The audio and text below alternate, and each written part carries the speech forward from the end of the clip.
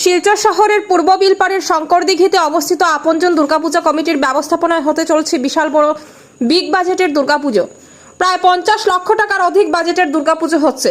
এবার রাজস্থানের যোধপুরের ওমেদ ভবন প্রাসাদের আদলে 80 ফুট উচ্চতা ও 200 ফুট প্রস্থের মণ্ডপ কুমারী পুজো হচ্ছে এবারের পুজোর বিশেষ আকর্ষণ। সপ্তমী, অষ্টমী, নবমী প্রতিদিনই অন্নপ্রসাদ বিতরণ হবে গরিব দুস্থদের জন্য। বিতরণ হবে নতুন বস্ত্র। তৃতীয়াতে মণ্ডপ উদ্বোধন করবেন ভারত সেবাশ্রম সংঘের মহারাজ।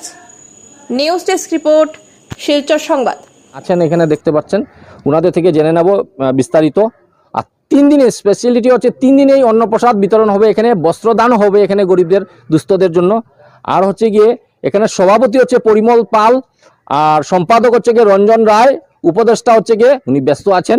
এই পুজোটা উনার মাথায় কিভাবে হবে উনি এটা নিয়ে খুব ব্যস্ত। এবছর 8ম বছরে পা দিয়ে এলো আমাদের এই পুজো। আমাদের এখানে চাহিদাটা আলাদা, আমরা দেখি দর্শকদের চাহিদাটা আলাদা। তো প্রতি বছরই তাই আমরা দর্শকদের চাহিদা মেটানোর জন্য একটা নতুনত্ব আনার চেষ্টা করি। তো নতুনত্ব করতে গিয়ে এবার আমরা এই রাজস্থানের যে যোধপুরের উমেদ ভবন প্রাসাদ এটা তৈরি করা হচ্ছে। আপনি আগেই বলেছেন এখানে আমাদের এই পুকুরটা পুরো 200 ফুট, 200 ফুটের আর এবং উচ্চতা 80 ফুট। আমার ধারণা যে বরাক উপত্যকায় এ ধরনের এত উঁচু কোনো মণ্ডপ আমি আমার জীবদ্দশায় দেখিনি। দর্শকরা যারা আসবেন এরা অনেক আনন্দ উপভোগ করবেন। এটা কি বুঝলাম না।